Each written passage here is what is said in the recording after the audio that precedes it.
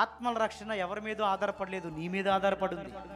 వాయిదా వేయకూడదు. సమయమందును అసమయమందును ప్రయాసపడు. మనకెవరు పూలబాట వేయరు. రాయ్యా మీరు స్వార్థ చెప్తే మేము వింటాను, ఎవరేరు. మనమే కష్టపడి దర్శించాలి, గృహాలు దర్శించాలి, బంధువులు ఏదైనా దర్శించాలి, తరచుగా స్నేహితులను దర్శించాలి. అవసరమైతే ఏదన్నా అంటే వాళ్ళని పిలవాలి.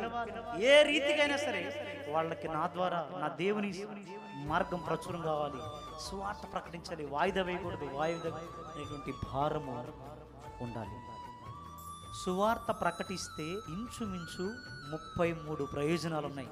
ఒక వ్యక్తి నోరు తెరిచి సువార్త చెప్తే అర్థమైందా?